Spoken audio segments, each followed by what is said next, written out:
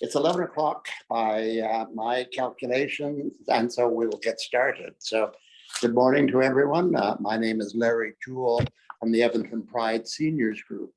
And today, August the 13th, 2022, we thank you all for attending our weekly Aging with Pride discussion group for 2S LGBTQ plus seniors and allies.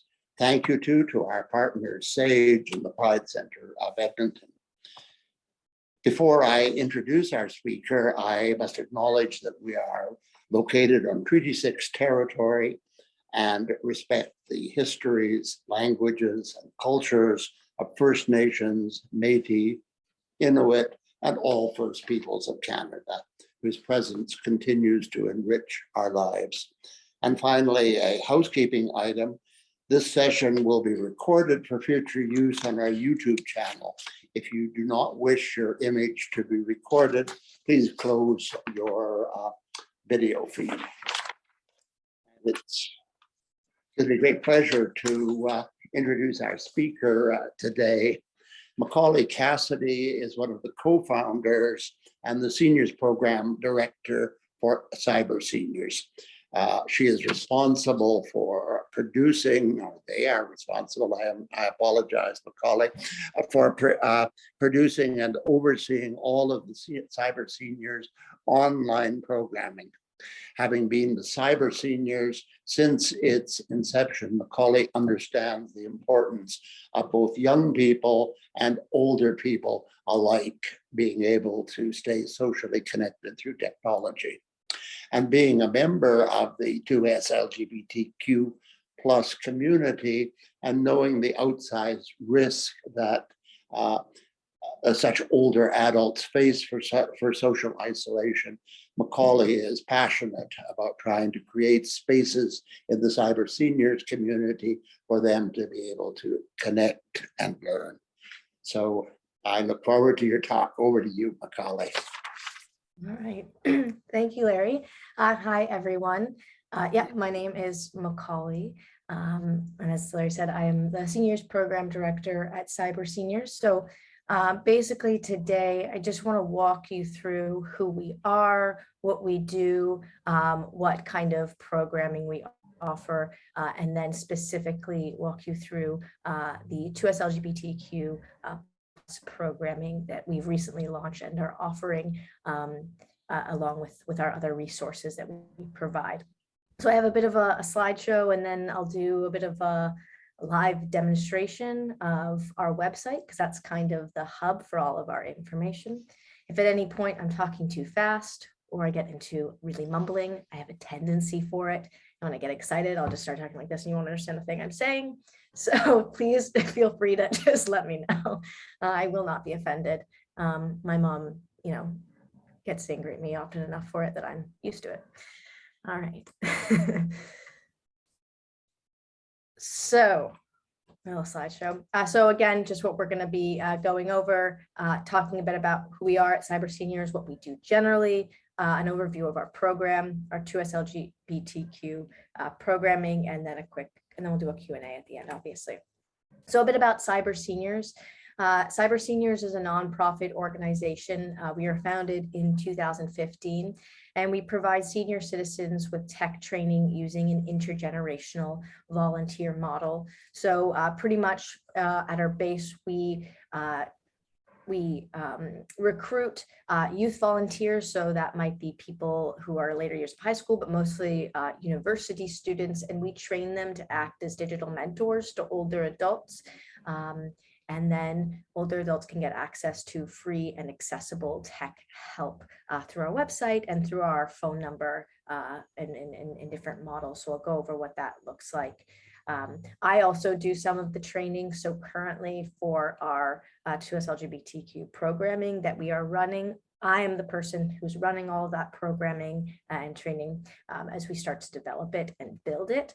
And we're really looking to not only, create programming for the 2S LGBTQ community for older adults, but also to bring in more young people and not only promote digital literacy among older adults and all of that, but also to promote intergenerational communities and conversations. That is a big part. Our two kind of mission goals are to bridge the digital divide and to promote intergenerational communities. We think it's super important for, you know, passing along information through generations, but also as was mentioned in the intro, the two kind of groups, and especially through the pandemic, who are really at most risk for social isolation are young people and older adults. And I think that, you know, oftentimes we are maybe kept a part of the bridge of the sandwich generation, but we have a lot more in common than we think. I found through this. And so yeah. Anyway, back to my presentation. So our model, so we provide support in 4 main ways. So online webinars, so we run in certain categories, basically daily tech sessions and webinars through Zoom, so through here. So we will teach a bunch of different tech skills, but we also do social programming and wellness programming. So we have exercise classes 3 times a week over Zoom. We do meditation twice a week. We do a weekly community chat. And we do like tech drop-ins where you can come in and ask any tech questions you have. So we do that all over Zoom, and we have programming every weekday. We also have one-on-one over the phone help. So we have a toll-free number that anyone is free to call, and you can schedule a time for one of our tech mentors to call you. You just tell us what you need help with, and we'll pair you up with an appropriate volunteer who will be able to try to walk you through any questions you have. So whether that you're having a technical problem with one of your devices that you need to try to fix, or if you're trying to learn something new, or if you just need a refresher, quick reminder to practice something that you maybe previously learned but aren't quite sure that you have it anymore, anything like that is what those one-on-ones are used for. We also have a large library of video tutorials, some of those made just by the recording of our webinars and some that are separate, but we have, I would say, hundreds and hundreds of those at this point that you can peruse and access, again, free and whenever you want. And then we also have some written and learning resources available on our website. So that's kind of our 4 main ways of offering support. Pre-pandemic, we did offer some in-person programming. We have not yet re-entered any sort of in-person training at this point. We do hope to return to a more hybrid model. However, that model meant that our reach was limited because we were limited by our where we were. We're in Toronto based, but we operate around Canada and the US. So our virtual model has really helped us serve more people. So it's something we'll continue to do and want to continue to build on and then incorporate into hybrid models as we move along. TBD what that will exactly look like. We're still kind of working out the particulars, but our online model is here to stay and will continue to provide these services as long as we shall exist. So that's a bit about our program as a whole, which is obviously open to any young person, any older adult who is interested in joining. But we have also launched 2S LGBTQ+ specific programming. So the goal of this programming is being that we want to be able to provide safe and accepting online communities where 2S LGBTQ older adults can access free technology training and resources specific to their needs, socialize with their peers, identify openly without fear of discrimination, and engage in intergenerational activities and conversations with 2S LGBTQ youth and young people. So one of the main things that I thought about when wanting to launch this is that a lot of services out there for older adults, I think are just more general, and that may lead people not to want to access those services if they're not sure what their peers in that community might think of them or anything like that. And so we wanted to create a space free of judgment. Obviously, all of our programming is open to anyone. So I do encourage you to join, any of our programming. It is a very open and great community. I run a lot of those, and I can tell you that I often openly identify as gay and those things, and I've never, everyone's always been very accepting and great and nice and nothing. So that being said, but still wanting to create specific communities for specific subject matter that we wanted to create. But in any case, our whole organization is very open and accepting, which I think is just, probably when you're talking about lifelong learning, that's kind of the type of people you get regardless, right? But anyway, our goals, as I kind of said, and I want to reiterate, to create 2S LGBTQ programming that's also guided by the community. So any feedback at any point is always welcome in terms of what we're covering and what subjects we teach about. We also want to be able to support local organizations' efforts to create online hubs. So, for obviously the leaders in this community, if you have certain online platforms that you use and understand and need help with, educating members on how to access them, that's something we really want to help with. We want to be able to help people connect to, local organizations through digital means for when, you need to get out information, or when, God forbid, something happens again and we're all stuck inside again, that people readily and already have access to those resources. And obviously, again, to provide safe and friendly environment to learn technology. Now, what I want to do now is take you through our website, because as I said, this is the main way we do share all of this information and we guide people through it. So I'm going to stop sharing this and go to my internet here. So our website URL generally is cyberseniors.org, and I can put that in the chat. So that is our website where you can visit us, but we do have a specific page dedicated obviously to this programming, and that URL is cyberseniors.org/2SLGBTQ, which I will also put in the chat. Anyone can access it. But yeah, this is our website. This is our website. It's pretty simple and straightforward. So when you come on here, you'll see we have some buttons here. So our phone number is listed here if you want to call us. So you can access our one-on-one over the phone help in two ways. So you can call us and book a session any day during the week and set that up. You can also use our online booking tool to do that. So we have a calendar set up that you can sign up that way. So all you do is you come to this page, you click on this button, and it takes you to our Calendly. And basically it gives you this calendar here. You can select a date, and then it will give you options for time, and you can select a time and then click confirm. And then basically there's a form to fill out just to give us a sense of what you need help with. So your name, email, phone number, and then what kind of device you have and what questions you have. And so you fill out this information and then just click schedule event. And then you should get a phone call at the time that you booked for. And it will come from the phone number you called. So all of our incoming and outgoing calls come from that 844 phone number. And that line is monitored by our staff. So all of our calls are monitored in order to keep everyone safe and to make sure that we can, be of more assistance if something, comes up and our mentor's not able to help or anything like that. But yeah, that's how you do that, just by clicking this button.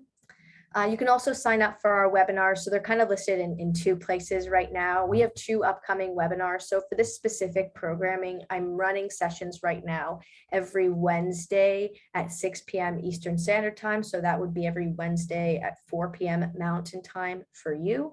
And I only have the next 2 booked, but I will be booking and scheduling our November sessions soon. So any sort of subject matter or topics that you may want to suggest, let me know, and I'm happy to schedule them in. So you can register for these in one of two ways, either by coming here and clicking right here on the register link. It's also available here, which just takes you to a separate page. There's a bit more of a description about what each of these kind of is going to cover and what we're going to do in them. But in either case, if you clicked register here, it will just take you to our Zoom registration. We just ask for first name, last name, email, and preferred pronouns on this to keep it simple. You'd click register. So say I register for this event here by filling my details. I'll click register, right? The deal. And then at this point, you will get sent an email link with the Zoom meeting. It's also going to be available right here on this page. So whether you register ahead of time or register right at the time of the event, either works. If you register right at the time of the event, you'll just click the link from here. But if you register ahead of time, you will receive an email with the meeting link that you can click on to at the time of the session. Those are there. And then we have a button that allows you to watch previous webinars. And this will take you to basically a YouTube playlist I've created. There's only one on there right now. I can show you that I'm currently actually editing one of them, as you can see here on my editing software. So I will be putting that up shortly. So we'll have a few more up today from the sessions we've done. But so far we've done sessions on 2S LGBTQ forums and discussion boards, on how to safely access 2S LGBTQ resources. So whether that's your local organization, those forums again, or 2S LGBTQ focused news sites and news sources, and then we have ones upcoming, and every time we do a session, they are recorded. I edit them to edit out any sort of interactions with people, so no one's faces, names, or voices are included in the video except for mine. And then I upload them here so that they can be rewatched at a later date. So whether you are able or unable to make one of the sessions, as long as you register, you should be able to get this video after, or you can just visit the site and watch any of our previous videos. That takes you there. And then we just have a contact us button, which just takes you to our contact page, and my email should be somewhere on here as well, but yeah. And then you'll have those here. If you scroll a bit further down too, you can see our other webinars. So this is our kind of main page of all the general webinars we run. And you can also access this if you just go to our main site, so just cyberseniors.org. That's what this looks like here. So you'll see again our phone numbers listed here and everything. But you'll also see all of our general programming, so our tech drop-in. We also have a series right now on reducing your risk of dementia that we have produced through the support of the Canadian government and collaborating with experts and professors at the University of Toronto and the Université de Moncton. And I run those sessions as well currently. So we do those Tuesdays and Thursdays at 3 p.m. going over different risk factors for dementia and having discussions and activities around those. But yeah, some of the stuff we're offering right now. Anyway, you can click through here and you can register for any of these events. You can also, from this homepage, click where it says click here to browse all of our free programs and services. And this takes you to a similar page that we were on, but this is just our kind of general services. So again, the book, the one-on-one tech call number, sign up for previous webinars, or sign up for webinars. And then from here, you'll have a watch previous webinars button. And this takes you to the larger library we have of everything we've covered that's not specific to the programming that I just mentioned. So here we'll have all our featured webinars, and you can kind of use our search tool to search through different topics. So here's a more recent one. So if you want to watch one, all you got to do is click on the button and it takes you to this page, and you can just click play on this video. I'll just mute it so it's not super loud. And you can watch this session on Facebook and Instagram privacy and security settings. So tons to go through here, as I said, and you can use that to just, and you can, like I said, use these or use this, say I put in Gmail, I click search up here. I should then be able to go down and find ones that are specific to what I just searched. So lots here to go through and access. All right, so that's basically all I wanted to take you through. Thank you for listening. Again, that website URL, cyberseniors.org for our main content. For our 2SLGBTQ specific programming at cyberseniors.org/2SLGBTQ. You can always email me if you have any questions, suggestions at Macaulee@cyberseniors.org, and you can call us at 844-217-3057. If you want to talk specifically to me, best to email me, or you can call and you can let them know I called and I can call you back, whatever is easiest and most comfortable for you. But yeah, I'll stop sharing my screen now. And if there's any questions about any of that, I'm happy to answer them. Please feel free to either raise your hand or use the online hand. Joan. Hi, that was awesome. I can't believe this exists and I didn't know about it, but it's amazing. I'm just curious, Macaulee, is there any one of these many wonderful services that stand out in your mind that is more used the most in your organization? In terms of like being most popular or accessed more? I think it depends, and it depends on I know that's a really hard shifts question. it shifts all the time. I think it depends person to person, right? Some Okay. people do like the one-on-one aspect and using that, and it really allows you to, we have to is when you book and say you booked a session and you have a specific mentor, we allow you to request that mentor. So if you really enjoy working with a specific person, it's a great way, to learn, but also to, maybe form a relationship with a younger person. So it's kind of nice. So some people like that. Some people like the webinars, the live webinars, because they also kind of double as a social interaction for a lot of people. So, we always go through the presentation and then answer some questions, but it usually at the end devolves into just chat. Right. So there's that aspect of it. And then, some people like the videos because they just want to cut through the chitter chatter and just learn something. Right. So it depends. It's a more of a person to person thing than anything. Right. Yeah. Are there any one of these services that you find is kind of struggling and probably going to be not pursued in the future, or like in your opinion? Something that maybe wasn't as useful as you thought it might be, or you were hoping it might be?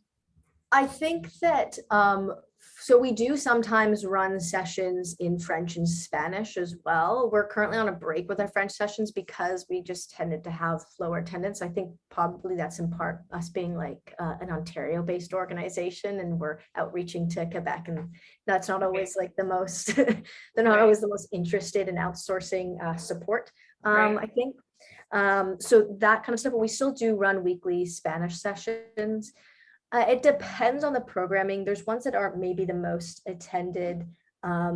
Like currently we run a trivia twice a week, and I think that the numbers have been dwindling more and more, but I know that there's a few people on there who really do look forward to it. So I still run it.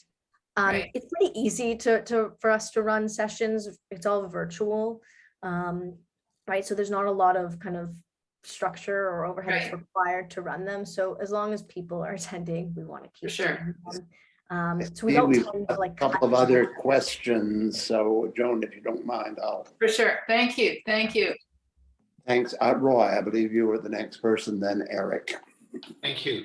I've a couple of things. I'm wondering, do you have any evening sessions available, or because of the 2-hour time difference from Alberta to Toronto, but also wondering if you can be booked or an instructor can be booked such like today. So let's say the Aging with Pride organization decided it wanted to talk about or learn about a topic that you have a session on. Can you be booked so that all of us could join and you would just come in just like you're doing today? Is that Yeah. Supplements, So we do that kind of thing too. If you have, more of like a specific topic that you need to be covered, that we can be booked to do like a one-off webinars and stuff like that, especially if it's coming from our existing library, but also more specific to your community. Yeah. What is the latest that we can book you for an evening session? Anytime. I'll just start work later that day. Oh, We run both on the okay. East Coast and West Coast, so we have employees on both sides of. Okay, thank you. That's a nice approach. Eric, A fantastic resource. And actually, I'm thinking of me with my incompetence trying to walk people through how to do this. I should have just sent them to Cyber Seniors. Just a phenomenal resources. I'm so impressed. I was just wondering, could you tell us a little bit about the history of Cyber Seniors, how it started, and sort of what's maintaining the system for you now? Yeah, so the program was started by me and my sister when we were in high school. We needed community service hours, so we went to a local retirement home down the street from me here in Toronto, and just started, offering to teach older adults in that community how to use computers and the internet. And then we had some friends come along, and from there it kind of, kept going, snowballed. I went to university, and then we kind of came back, and it was continuing. We kind of continued to grow it along with my other sister and my mom. So it's kind of a family affair at this point. And we all are still involved to some degree, at least. So that's how we started. That was in 2009, 2010. We actually became a nonprofit in 2015. So that's when I say we were actually founded. That's when we actually incorporated. So since 2015, we've been running. We operate, like I said, both in Canada and the United States, to different capacities. We receive a lot of support in Canada through government funds and grants, which allows us to keep our program alive. We also receive a lot of grants and funding from the States. Those are more coming from private entities. So we partner a lot with Best Buy, and then we've partnered in the past with AARP and certain organizations. So different models kind of in the different countries. We also do offer some paid services as well. So, specific training models for organizations who may be looking to, we've done things with other volunteer organizations who had to train older adults to perform virtual volunteering. So we used our virtual volunteering service to train people how to do virtual volunteering. So stuff like that. So there's a few different routes, mainly through grants and funds, some through paid services. We also in the States have done programming with the DC government and the California Department of Aging, because they've launched, programs where they've distributed iPads to lower income seniors. And so we have been responsible for providing tech support and training to those groups. So like a bunch of different things. Thank you very much. I'll just wind up by saying I will try to publicize this as much as possible through a couple of different organizations in Edmonton. I didn't know about this resource, and it is an absolutely wonderful resource. Thank you. Thanks. Macaulee, you said you started at a seniors residence. I live in a seniors residence, and I wondered whether you continued to have any specific outreach for the seniors residences for groups there, because my perception is the need is very considerable, including my own need. Sorry, I missed the last part of that. I think The need in senior residences and an approach to sort of small groups and so on in the senior residence would be of interest, I'm sure. Yeah, we kind of go through like outreach cycles, and so we're entering a new period again where we're going to be doing more outreach again, and definitely wanting to do more outreach to to senior centers and nursing homes, and I think trying to figure out too, through reopening and all of that, how we can still continue to support, whether that means providing resources to help people to be able to set us up in a room and kind of broadcast our sessions, which we're absolutely encourage any center or person to do, or providing resources to be able to guide people to starting more local branches using our model. Because that's kind of how we operated before the pandemic, was we had a model that we had built out, and resources and training materials, and a training program that we built out, and we kind of licensed that off to organizations or communities that wanted to recreate that model, and kind of worked them through how to create that model, what's kind of required, what training is required for young people, what material is helpful, and how to, and best practices basically. So going forward, trying to figure out how to reincorporate that. We have a model that we've been kind of expanding, which we call our connected communities model, which basically looks like that. It's supporting local communities in creating their own digital resource libraries and training modules. So, connecting to communities, figuring out what those local resources are and what that digital portion of it looks like. So, your local St. Catharines, or that active, a lot of communities have something called active, and then active Thunder Bay or active St. Catharines. And it's like a sign up portal for communities, organizations. So walking through people that, that website, creating specific training materials or learning materials for people so that they can have something to access. So it doesn't become the responsibility, one person over and over again to have to teach every individual how to use that resource. So we're experimenting with kind of trying to do that. And how can we bring technology training? There's one thing about building community online, but how then can we actually take the internet, which seems so fast, and bring it back into smaller communities and make, those communities more connected through the internet, even within a smaller kind of regional area. Thank you very much, Jan. I just wanted to share Eric's high praises indeed. This is such a worthwhile thing that you're doing. Thank you for doing it. It's fantastic.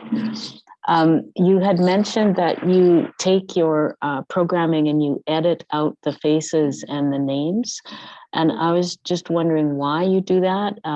Is that something maybe we Aging with Pride should be doing? Are there legal requirements for that, or? No, we post our sessions publicly. So they're on our YouTube and they're publicly linked. And so it's just to be safe in case anyone doesn't want, their name or face used. So we have question and answer periods, but we just edit them out. Or if, someone had a question halfway through, one, just to make the videos more clear and concise. Someone who's watching through maybe doesn't want to watch our whole conversation, 5-minute conversation at the beginning where we're talking about the weather before we start. But also, just in case anyone doesn't feel comfortable, we don't want to put their name or face out there. So only the people who have put themselves forward, me or our volunteers who are presenting, are ever heard or seen in the videos. And even for our volunteers, a lot of them are young. We mostly just use their voice. We try to cut out their name, or if they're on video, we try to cut out that as much as possible. And if I may, what software do you use to do that? I use Premiere Pro, which is an Adobe program. It's kind of expensive though. I just have it because I log into my sister's account. She uses it.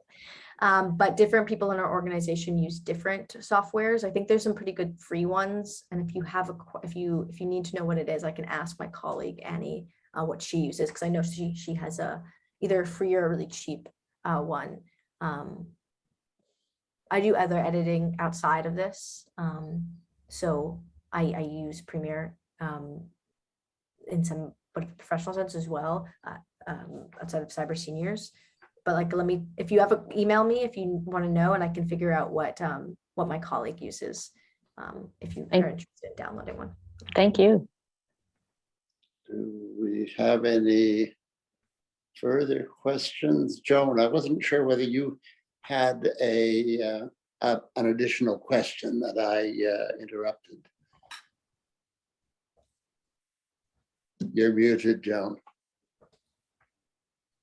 No, my question was answered. I was just very curious about all the, reaction to the people that use the services, and, we want to steal some ideas. No, we don't. Kidding. Want to collaborate. Not so many that you put us out of business, but a few. No, it's a wonderful model though. Oh my goodness. Like, how did I not know about this? Thank you for presenting, that's for sure. Yeah, and again, if there's any questions following this, again, I'll put my email in the chat once again, and feel free to share it as well. If you like, I'll put it here, but if you guys want to send it out, feel free to do that.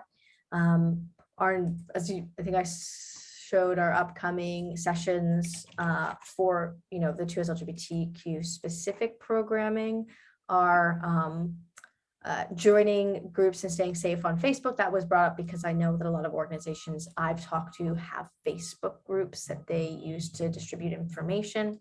And then our one in 2 weeks' time is online dating for 2S LGBTQ older adults. So those are just things I came up with from some suggestions. So if there's any suggestions from you, from the community, of things and resources that are important, whether they're like specific to the 2S LGBTQ community, or they're just things that would be helpful for your organization, having people interact with services that are more general, let me know, because want to just be able to put things on that schedule that are helpful and meaningful. Eric. Yeah, I was so impressed throughout, even the website design, which is so clear and simple, it's not cluttered. So again, for a senior to help negotiate that, just a comment to other people that the experience that I've had in helping a senior with technology is generally their grandson or granddaughter has given them an iPad and told them how to connect on FaceTime. And that's the limit of their knowledge. And people seem to experience a huge amount of frustration in trying to say, well, I have this piece of technology in my hand, how do I expand its use? So again, just the value of the work that you're doing is really, really important.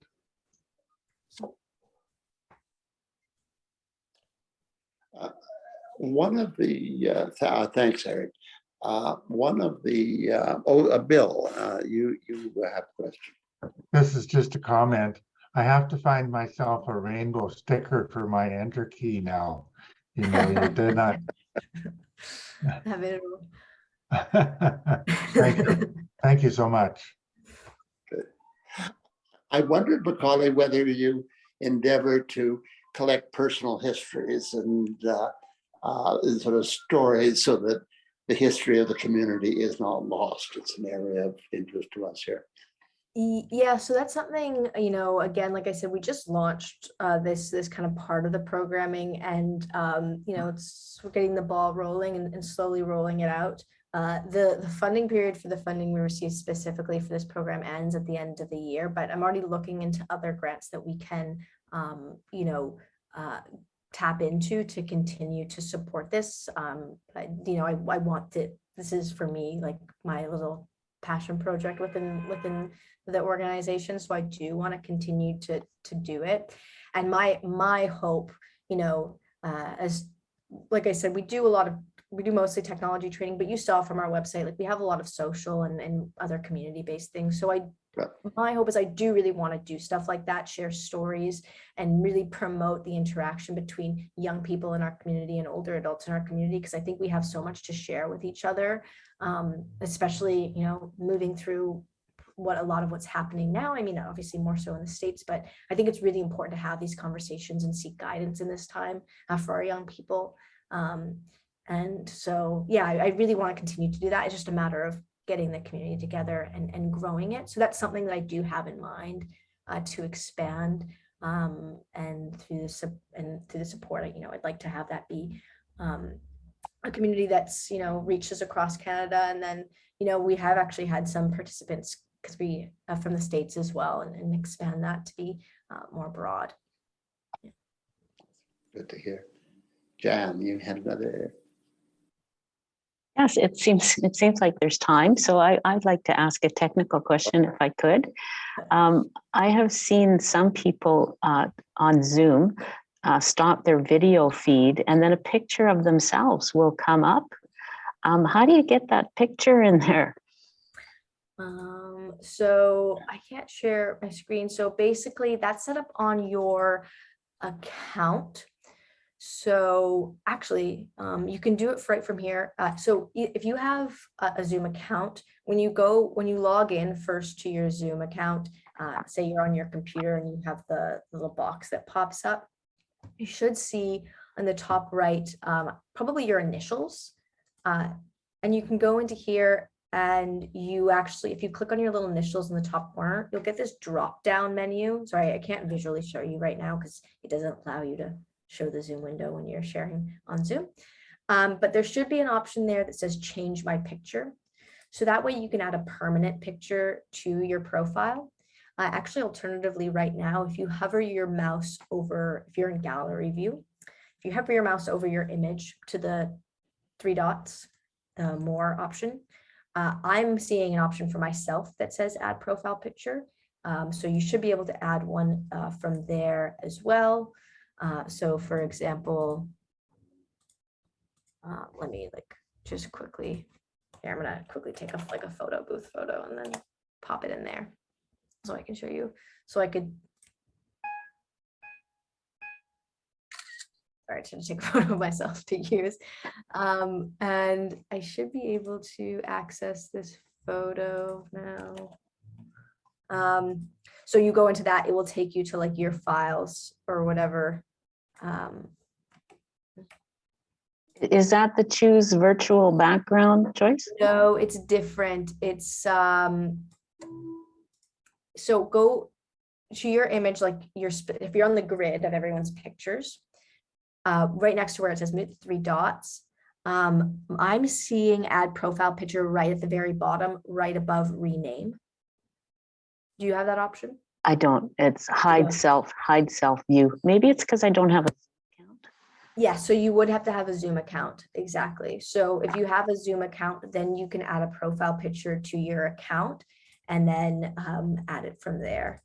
So either when you're on the Zoom meeting, you can do it from here, but if you're just opening the Zoom window, you should be able to, it opens the regular box, and then kind of I don't know if you use Gmail or anything, or any sort of email, you usually have in the top right corner, a little thing, and it's your initials and it's your account information. It's in that menu, and you should see one that says add a profile picture or change picture or something like that. And that's how they do it.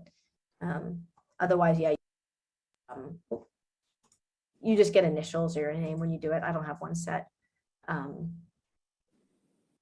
sometimes I like to sneak into meetings under our meetings when I'm trying to to oversee and make sure they're going well under a fake name, and then my picture's there, it's useless. Thanks, Macaulee. No problem. Eric, did you have your hand up? No. No, I think all of my questions have been answered. My mind is reeling as I'm trying to figure out how to promote cyber seniors in the senior community in Edmonton, because again, Well, both the technical resources and the social aspect, it seems to be really well done. Really well done. I think one way of doing it certainly would be to have a further presentation from cyber seniors in Macaulee on Aging with Pride. And if there's some things that you think a group like this, which is really trying to reach out to isolated seniors, make connections, that would be, we'd be delighted to see you back, certainly. Yeah, I'm happy to do more and continue to promote it and grow it. Yep. My also thing is I should be creating our next month's schedule too. So happy to send that what what we have upcoming out early, so that can be, distributed, or I don't know what you have or use to promote, virtual events on your end, but happy to give you that information as early as you need it so that it can be put out there and anything like that. Good. Well, I suspect I'm in the position where I don't know really what I need. And so having someone to start you off from the very beginning it really is helpful. Roy, I see your hand is up again, I see. I just wanted to note that Bill Lee did exactly what was being described and now has. Yes, I saw it. So someone in this group knows how to do it, Jan. I managed to do it once many months ago, and I've never been able to figure out how I did it. And I have the worst possible picture on. The other. Well, I can show you how to do it. I can show you how to do it from the web portal. I can't show you my Zoom window, but here's another workaround. If you go to, let me sign out so I can do it this way. If you go to the website, it's zoom.us. And you sign in from here, right, the web portal. So you'll come up in here and you'll come to this top right corner and click sign in. I'll just log into my account here. So you'll log into your Zoom account. You can also do it. So looking in, loading. The first thing that should pop up is your profile, and it's literally right here. So you'll see your name, and if you have a profile picture set, it will be here. You just click on this and it will allow you to choose a file. And then you can obviously drag or drop, choose a file. It will open up your computer files. So say I chose this one that I took. I chose one that I took earlier. This is horrible. I'm not actually going to save this, but I could set that as my profile picture, click save, and that should add my profile picture to my thing, and then it will come up going forward. That's clears it up. Excellent. Jan. I hate to be a pig with all these questions and things, but I have a suggestion for a topic, and it's only because I just went through this. My credit card expiry date changed. So then I had to go into each and every one of my utility companies and update my credit card information. It took probably close to 3.5, 4 hours. And if there's a better way, I'd sure love to know about it, because that happens every 3 years and it's just a pain. Unfortunately, there is not. That is the only way to do it, is to go in account by account and change it. It's just, yeah, and that one, yeah. It's the only way. I just want to thank you very much for this trick with the pictures. I think it is so important, and we don't always feel comfortable showing our picture on at the time, but having something there, it's really hard to build community when you can only see somebody's name.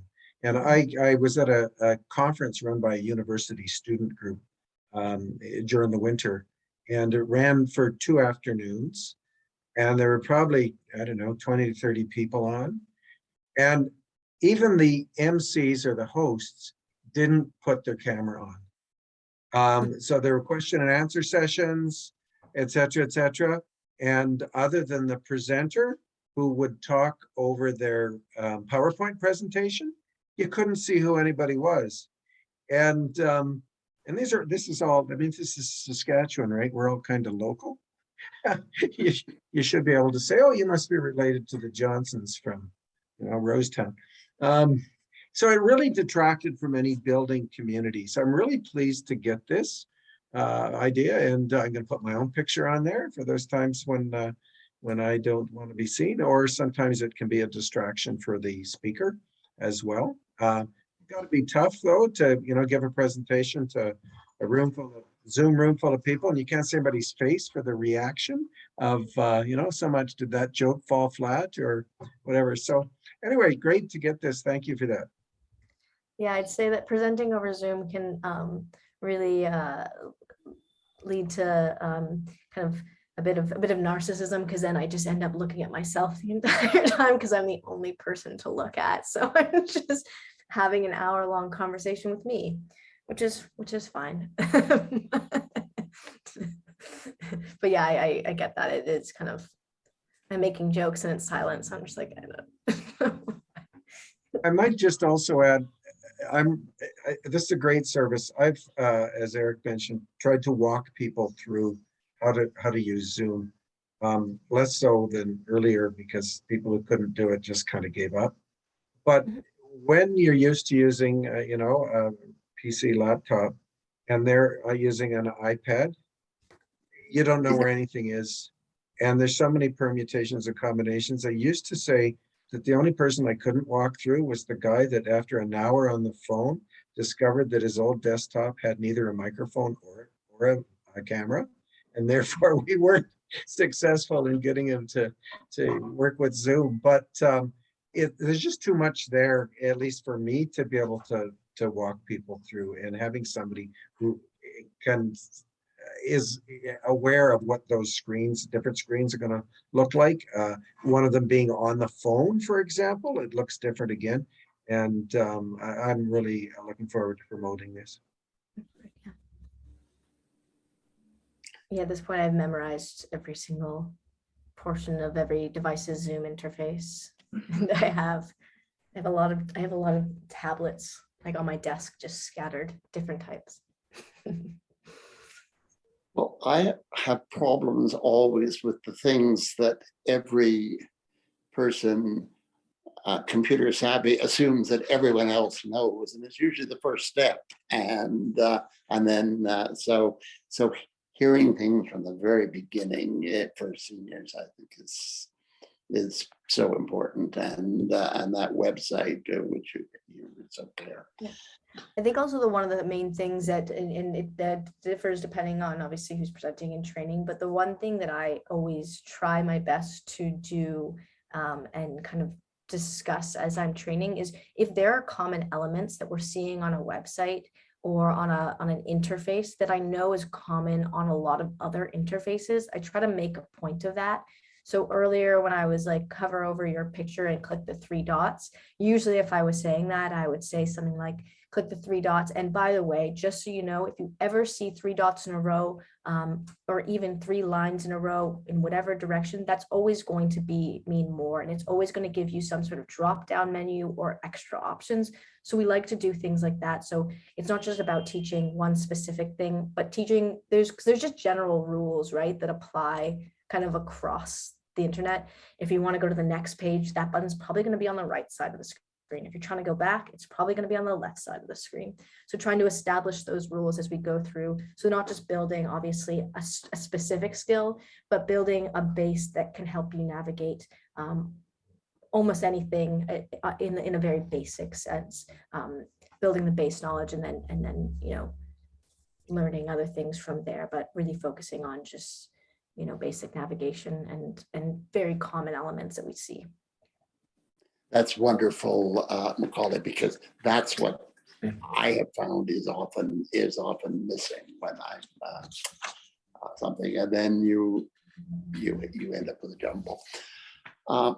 We're getting close to the end. If anyone has any questions or comments that they wish to make, that will be the audience's last chance. And I wondered, Macaulee, whether you had any final words or anything that you wished to close with.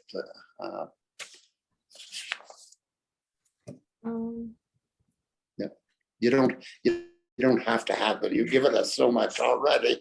No, just please feel free to reach out again with any further questions or suggestions. As I said, I'm kind with this specific project I'm working on. I'm kind of trying to build it out as I go. I tried to do a lot of pre-planning and I found that it wasn't really that effective. Let me start offering services and then build from there and see what works and doesn't work. It's kind of the best way to do it. So I'm very, very open to suggestions and feedback and collaborating on things that we might be able to build out this programming, because I do think it's important and it really does mean something to me. So That's all. Just please feel free to reach out with any suggestions, thoughts, or anything. You know, yeah, that's all.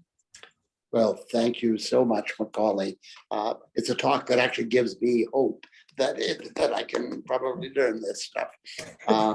Thank you to all of you for being here, and I hope that we'll see all of the audience here next week when our speaker will be Sherry Lynn Wright from Olivia Travel. You can contact us, and you have had the links at agingwithpride@gmail.com. And we'll see you all, I hope, next week. And the organizers and Macaulee will send back in for a brief debriefing. Goodbye all. Bye-bye.